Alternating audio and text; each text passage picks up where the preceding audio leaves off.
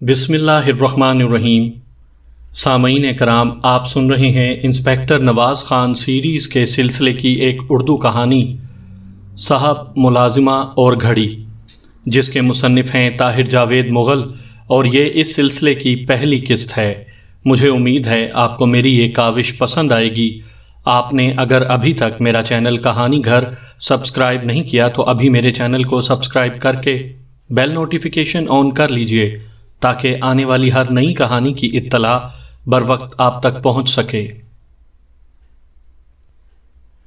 میری یہ کہانی آپ کو میری دوسری کہانیوں سے قدرے مختلف نظر آئے گی۔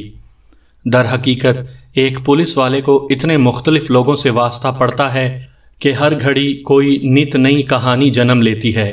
ہمارے ہم پیشہ عموماً اپنی سرگرمیوں کا کوئی ریکارڈ نہیں رکھتے، ورنہ ایک آدمی 50 کتابیں بآسانی لکھ سکتا ہے، اور اگر وہ دیہاتی تھانے میں رہا ہو تو کیا ہی کہنے ہیں۔ ہمارے دیہات کی زمین فصلوں کے علاوہ کہانیوں کے لیے بھی ہمیشہ سے بڑی زرخیز رہی ہے، مگر اس وقت جو کہانی میں آپ کو سنانے جا رہا ہوں اس کا تعلق دیہی علاقے سے نہیں، تاہم یہ دیہاتی کہانیوں سے کچھ کم دلچسپ بھی نہیں ہے۔ سن 1942 کے شروع یا 1941 کے آخر کی بات ہے۔ سردیوں کا موسم تھا۔ میں ان دنوں امرتسر کے ایک تھانے میں تعینات تھا۔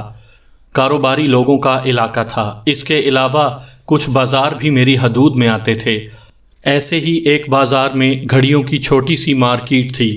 اشفاق رضوی نامی پولیس کا ایک مخبر اس مارکیٹ میں موجود تھا۔ یہاں میں آپ کو بتاتا چلوں کہ ہر ایس ایچ او اپنے علاقے کی ضروریات کے مطابق اہم مقامات پر مخبروں کا انتظام کر لیتا ہے۔ عموماً یہ مخبر مقامی لوگوں کے اندر سے ہی ہوتا ہے، اور پولیس سے اس کا رابطہ نہایت خفیہ رہتا ہے۔ جب کبھی تھانے سے اس کا تعلق ظاہر ہو جائے تو وہ پولیس کے کسی کام کا نہیں رہتا۔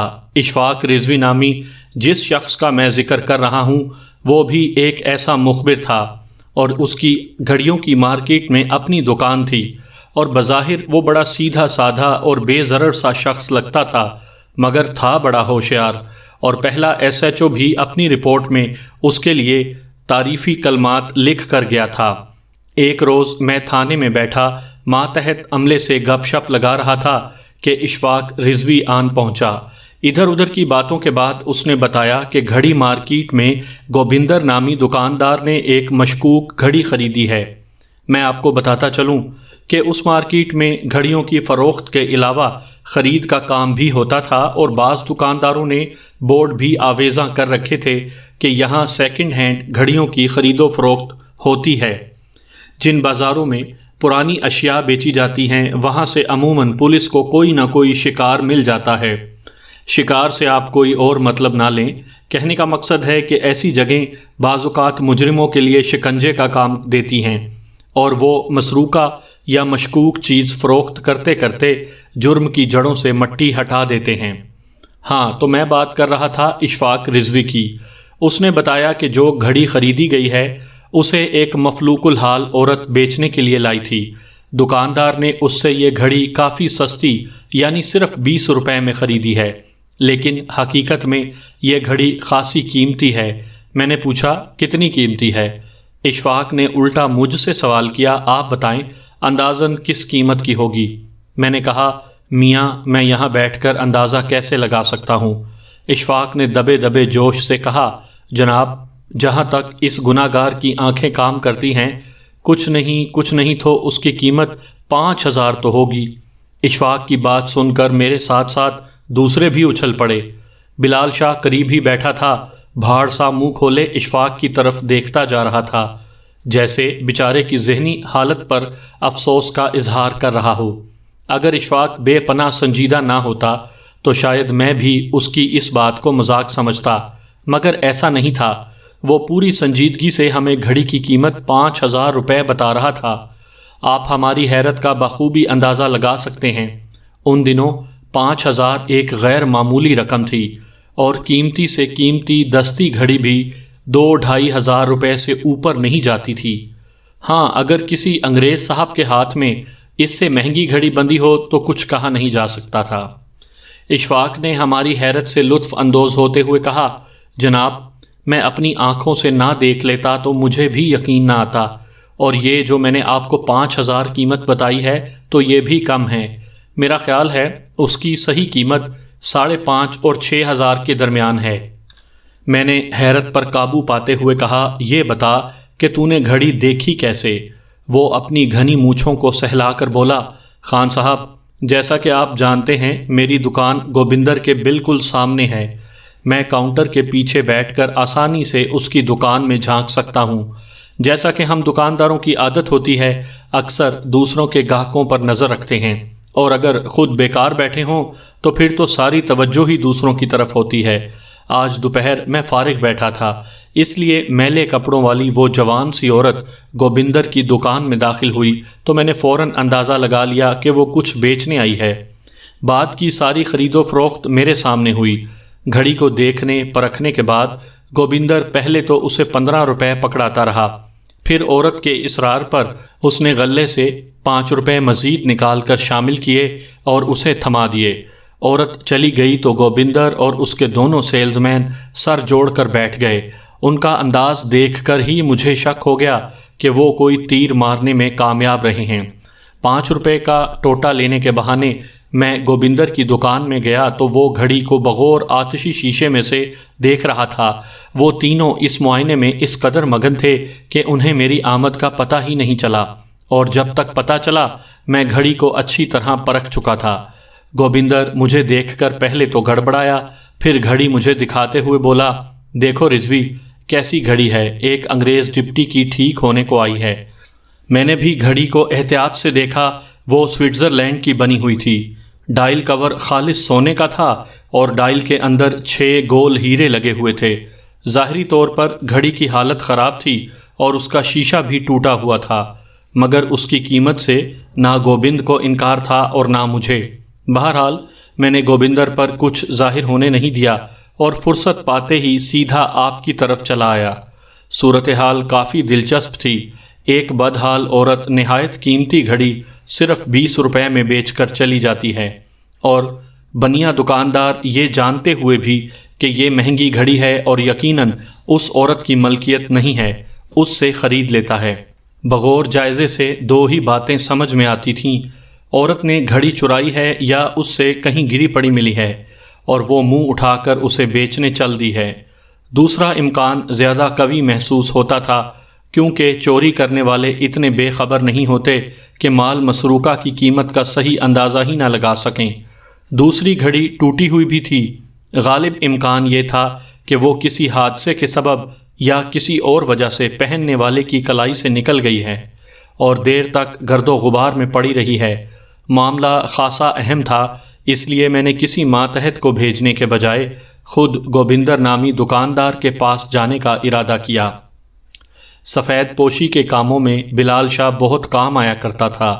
میں نے اسے 2 گھوڑا بوسکی کا ایک زبردست جوڑا سلوا کر دیا ہوا تھا۔ ہاتھوں میں جعلی نگینوں والی انگوٹھیاں ڈال کر اور تلے دار خصہ پہن کر وہ بالکل جاگیردار لگنے لگتا تھا۔ ہاں، یہ اور بات ہے کہ جوں جوں وہ بولتا جاتا تھا اس کا بھید کھلتا جاتا تھا، یعنی روب داب کم ہوتا جاتا تھا۔ اس لیے میں نے اس سے ہدایت کر رکھی تھی کہ ایسے موقعوں پر کم سے کم بولا کرے اور زیادہ گھلنے ملنے سے باز رہا کرے۔ اس وقت بھی وہ اپنے شاندار لباس میں تھا۔ میں نے اسے سب کچھ سمجھا دیا تھا کہ اسے گوبندر کی دکان پر جا کر کیا کرنا ہے اور کیا کہنا ہے۔ خود میں بھی سادہ لباس میں تھا، مگر میرا ارادہ تھا کہ میں دکان میں اسی وقت جاؤں گا جب بلال شاہ آ کر مجھے بتائے گا کہ مطلوبہ گھڑی دکان میں موجود ہے۔ مکمل پروگرام یہ تھا کہ میں گوبندر کی دکان سے تھوڑی دور ایک چائے خانے میں بیٹھ جاؤں۔ بلال شاہ گوبندر کے پاس جائے گا اور گاہک بن کر اس سے ایسے سوالات کرے گا کہ گوبندر اسے مطلوبہ گھڑی دکھانے پر آمادہ ہو جائے۔ مثلاً بلال شاہ کہہ سکتا تھا کہ مجھے کوئی امپورٹڈ گھڑی چاہیے، سونے کا ڈائل کور ہو، اگر سیکنڈ ہینڈ ہو تو بھی چلے گی، وغیرہ وغیرہ۔ جب گوبندر اسے گھڑی دکھا دے اور بلال شاہ کو یقین ہو جائے کہ یہ وہی گھڑی ہے تو وہ آ کر مجھے بتا دے۔ اس کے بعد گوبندر کے لیے چالاکی دکھانے کی کوئی گنجائش باقی نہیں رہتی تھی۔ حسب پروگرام بلال شاہ مجھے چائے خانے میں چھوڑ کر چلا گیا۔ شام کا وقت تھا، بیٹھے بیٹھے عشاء کی اذان ہونے کو آئی مگر بلال شاہ نہیں لوٹا۔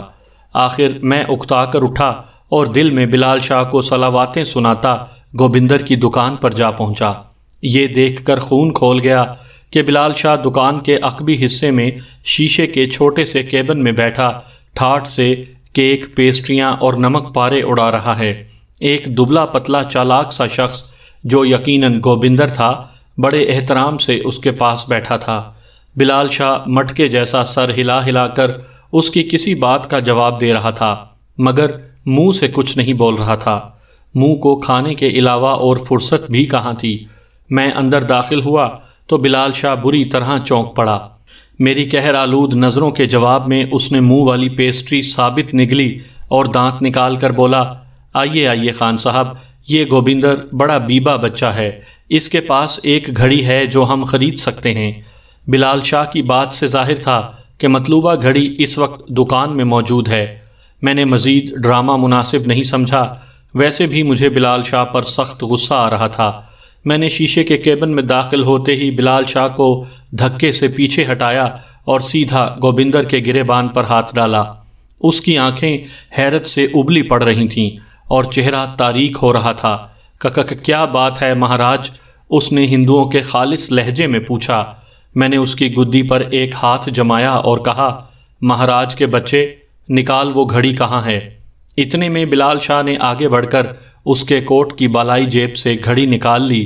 اس وقت گھڑی خوب چمک رہی تھی، لگتا تھا اسے صاف کیا گیا ہے، تاہم شیشہ ابھی تک ٹوٹا ہوا تھا۔ اتنی دیر میں گوبندر اور اس کے سیلز مین اچھی طرح سمجھ چکے تھے کہ دکان پر پولیس کا چھاپا پڑا ہے اور اب ان کی خیر نہیں۔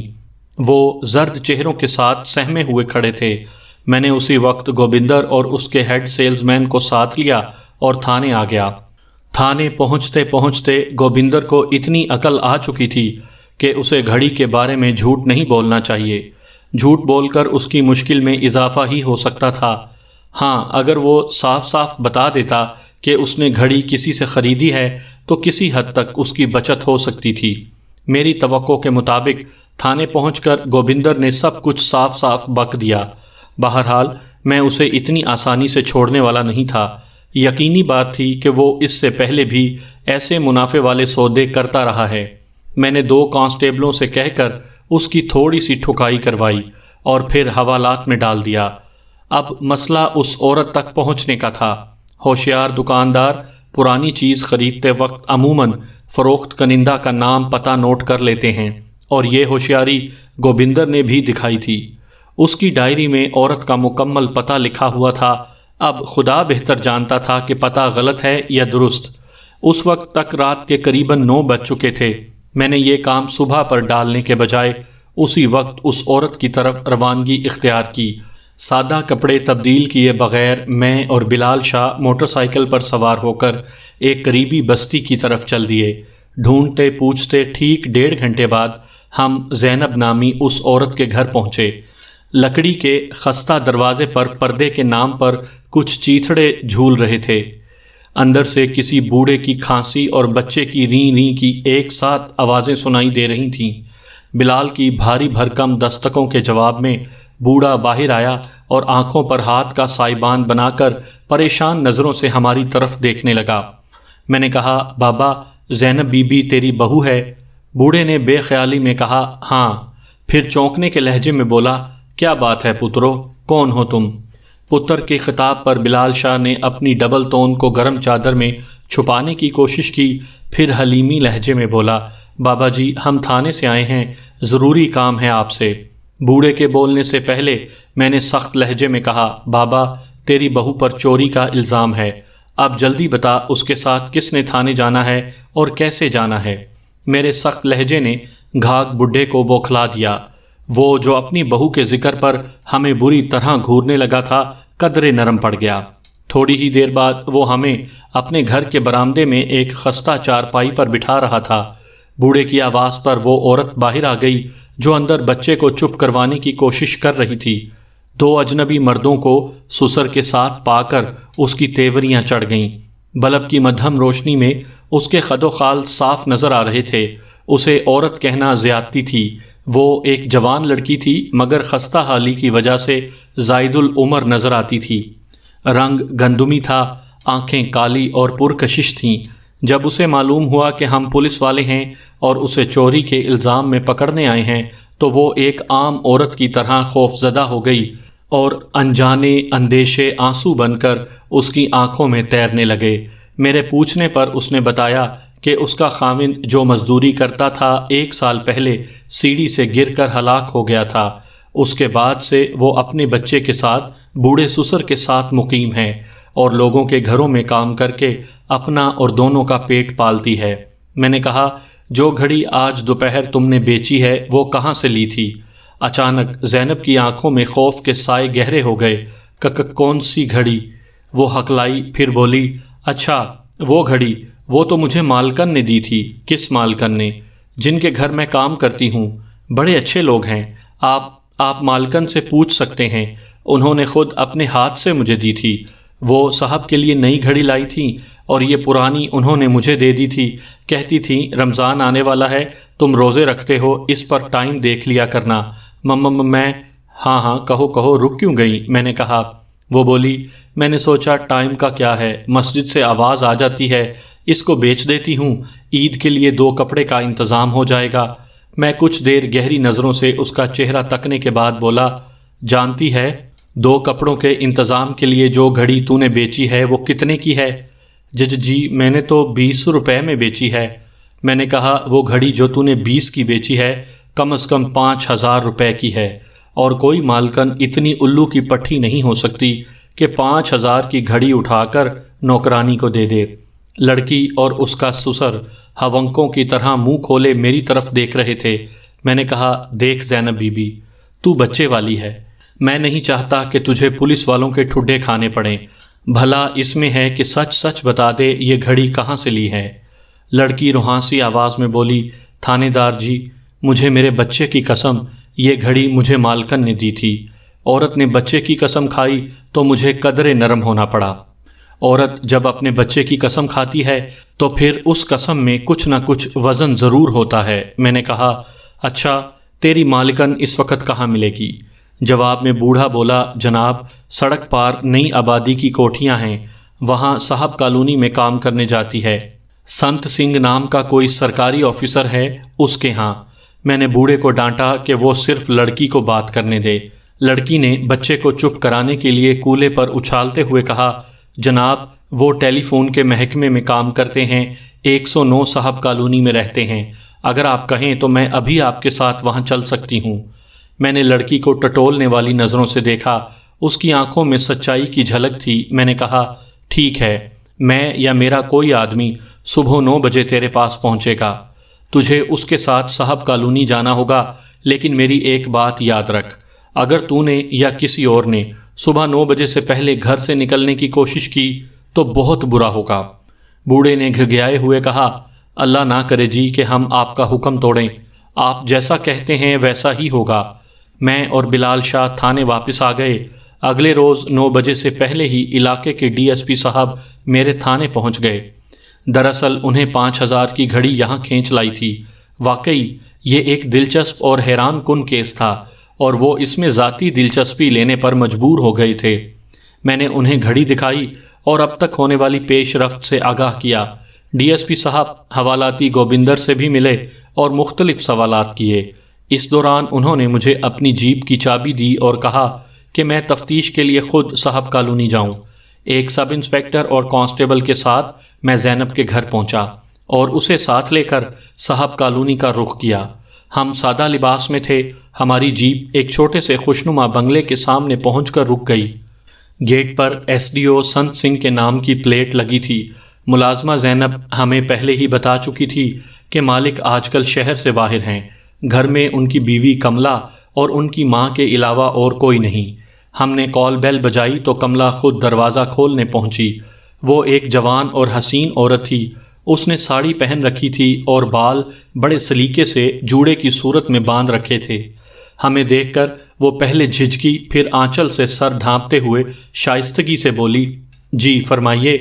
میرے جواب دینے سے پہلے ہی اس کی نگاہ اپنی نوکرانی زینب پر پڑ گئی اور اس کے چہرے پر اضطراب نظر آنے لگا۔ میں نے کہا، بی بی، میں پولیس انسپکٹر ہوں اور آپ سے کچھ ضروری سوالات پوچھنا چاہتا ہوں۔ کملا گھبرا کر بولی، گھر میں اس وقت کوئی مرد نہیں۔ پھر کچھ سوچ کر کہنے لگی، اچھا ٹھہریے، میں ڈرائنگ روم کا دروازہ کھولتی ہوں۔ اس وقت کے رواج کے مطابق عموماً ڈرائنگ روم کا دروازہ باہر گلی میں کھلتا تھا۔ کملا نے دروازہ کھولا اور ہم نے خود کو ایک سجے سجائے کمرے میں پایا۔ سجاوٹ سے نفاست اور سادگی کا اظہار ہوتا تھا۔ ایک کارنس پر سنت سنگھ کی فریم شدہ تصویر پڑی تھی۔ یہ تصویر دیکھ کر مجھے اندازہ ہوا کہ وہ ایک خوبرو اور صحت مند آدمی ہے۔ کملا کی ساس ہمارے لیے چائے بنانے لگی اور خود کملا ہمارے سامنے صوفے پر بیٹھ گئی۔ میرے پوچھنے پر اس نے بتایا کہ اس کا شوہر سرکاری کام سے دوسرے شہر گیا ہوا ہے اور اس کی آمد آج کل میں متوقع ہے۔ میں نے جیب سے گھڑی نکالی اور کملا کو دکھاتے ہوئے کہا، یہ گھڑی آپ نے اپنی ملازمہ کو دی تھی؟ کملا نے گھڑی کو دیکھتے ساتھ ہی پہچان لیا۔ وہ حیرت سے میرا چہرہ تکتی رہی، پھر بولی، جی ہاں، میں نے خود دی تھی۔ میں نے کہا، کیوں؟ وہ جھجک کر بولی، یہ ذاتی سا سوال ہے، بہرحال آپ پوچھ رہے ہیں تو بتا دیتی ہوں۔ چند دن بعد ہماری شادی کی پہلی سالگرہ ہے۔ میں نے ان کو بطور تحفہ دینے کے لیے ایک نئی گھڑی خریدی۔ یہ پرانی گھڑی میں نے فالتو سمجھ کر زینب کو دے دی۔ ٹھیک، یعنی آپ نے یہ گھڑی فالتو سمجھ کر زینب کو دے دی۔ خیر سے آپ کے شوہر ماہانہ کیا کما لیتے ہیں؟ میرے لہجے نے اسے ہراساں کر دیا۔ وہ بولی، مجھے ٹھیک معلوم نہیں، میرا خیال ہے آپ ایسے سوال انہی سے پوچھیں تو بہتر ہے۔ میں نے کہا، پھر بھی آپ ان کی بیگم ہیں، کچھ تو اندازہ ہوگا۔ وہ الجھے لہجے میں بولی، یہی کوئی 400-500 تنخواہ ہوگی۔ میں نے کہا، حیرت ہے، آپ کے شوہر کی تنخواہ 400-500 روپے ہے اور آپ اپنی ملازمہ کو 5000 کی گھڑی بخشش میں دے رہی ہیں۔ 5000 کی گھڑی؟ کملا جیسے اپنی جگہ سے اچھل پڑی۔ میں نے کہا، جی ہاں، ایک ایس ڈی او کی بیوی 5000 کی گھڑی اپنی ملازمہ کو دے ڈالے تو اس کا کیا مطلب ہو سکتا ہے؟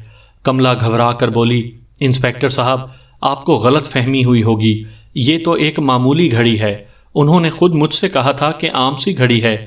پچھلے سوموار کو جب وہ اپنے سرکاری کام پر جانے کی تیاری کر رہے تھے تو یہ باتھ روم کے پختہ فرش پر گر کر ٹوٹ گئی تھی۔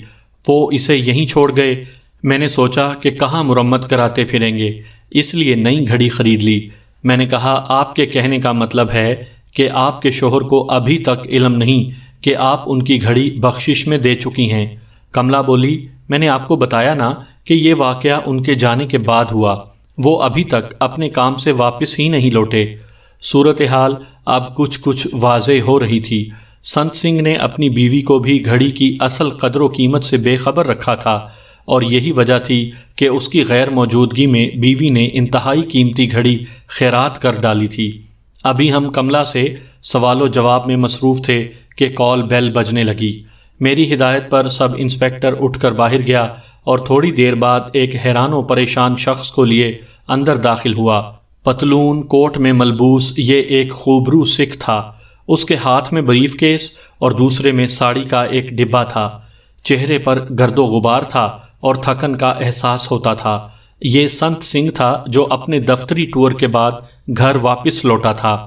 اپنی نوبیاہتا بیوی اور ساس کو پولیس والوں کے گھیرے میں پا کر اس کا ہراساں ہونا یقینی تھا۔